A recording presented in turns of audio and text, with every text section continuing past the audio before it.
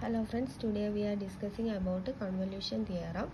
If f of t and g of t are piecewise continuous and of exponential order, then L of f into g of t is equal to L of f of t into L of g of t.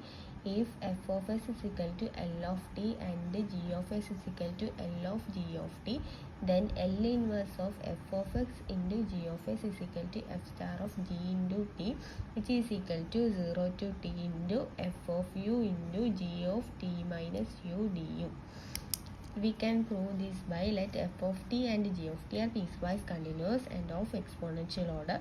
Then by the Laplace transforms, f of s is equal to L of f of t and g of s is equal to L of g of t.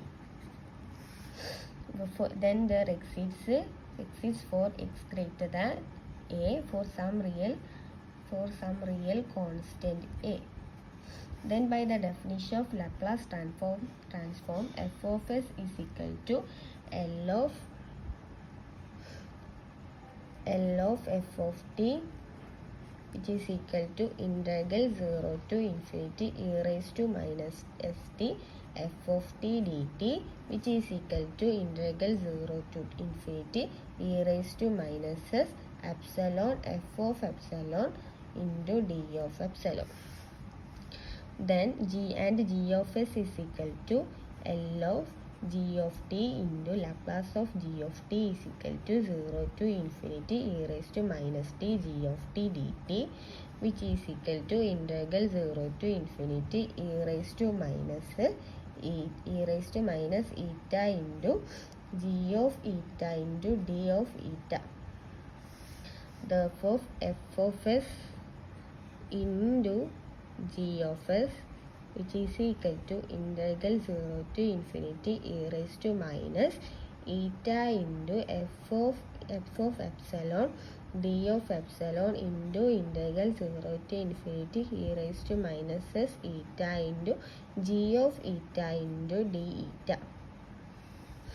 Since the integrand of the first integral does not depend on the integration variable of the second, therefore we can write the f of s into g of s as an iterated integral. Then f of s into g of s is equal to integral 0 to infinity g of eta into 0 to infinity e raised to minus epsilon plus eta and f of epsilon d epsilon into d eta. This is the equation number 1. Now let this expression can be put in a more convenient form by introducing new variables of integration.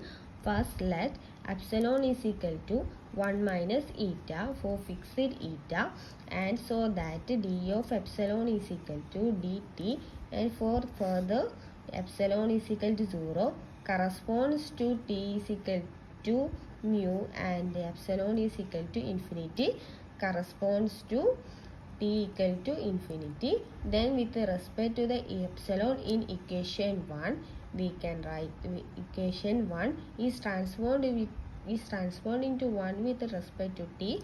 Hence f of s into g of s, which is equal to integral 0 to infinity g of eta into integral eta to infinity e raised to minus t f of t minus eta dt into d eta. This is the equation number 2.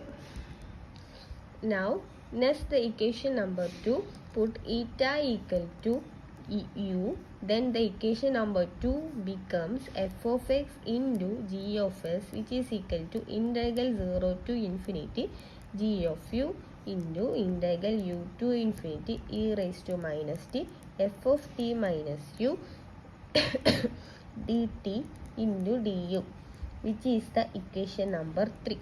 From the integral on the right side of the equation 3 is carried out over the shaded wedge shaped region to infinity in the tu plane as shown in the figure. as shown in the figure.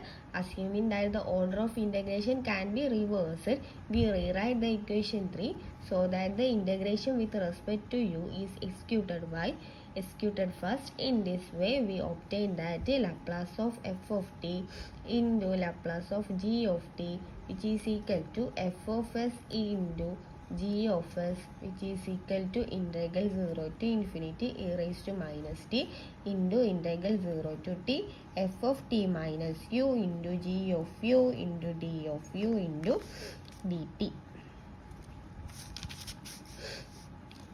Hence, which is equal to integral 0 to infinity e raised to minus st f star of g into t into dt, which is equal to Laplace of f star into f into g into t.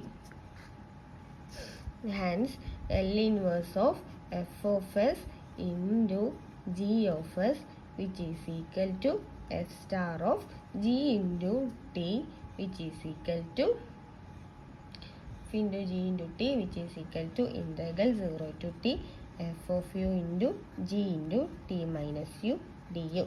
Hence, proved.